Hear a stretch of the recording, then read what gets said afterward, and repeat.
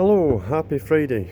This is me doing a little tour of the back garden, aka the workspace at RJ Field Woodworking. Just to give you a little idea of what sort of space I'm working with and what I've got here. So, turn the camera around. This is the total area of my workspace. Just this little back garden here.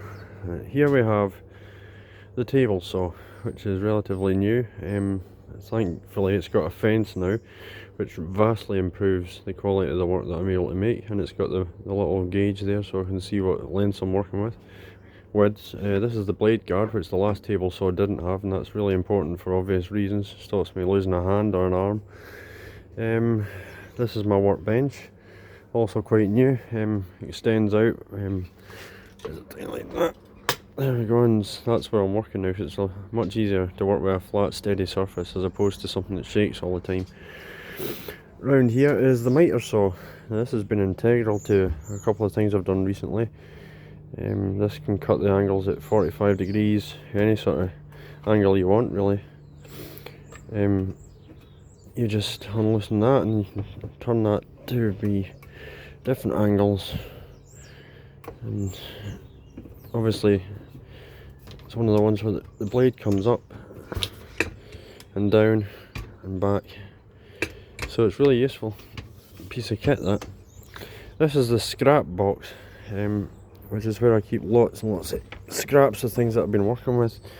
They always come in useful, but then again, people like us always say that I don't know, better save that, might come in useful one day. And I've done that so much so that I've filled this whole box with little bits and pieces of scrap. That there's a bag for the waste tip when I go again.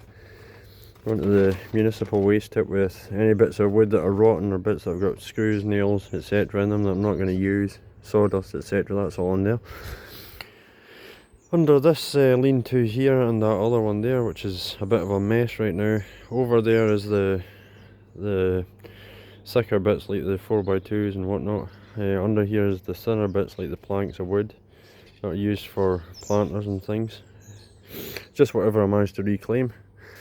This is the shed, which I don't actually have the key for at the minute.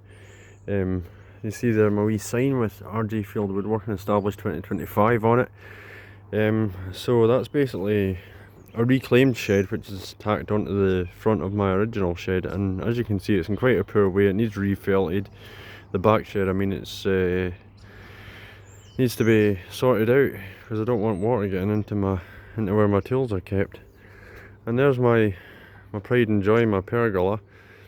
That's going to have roof boards put on it next week to make sure it's watertight. At the minute there's a bit of plastic sheeting over there keeping the water from getting to where I work, and it's so helpful because before I had this, whenever it was raining I effectively couldn't work outside, which was ridiculous for a woodworker. So yeah, that's the introduction to the workspace and what I've got to work with and what I'm doing. So thanks for joining me, and hopefully get on to making some nice gifts and doing some woodwork for y'all. Thanks now.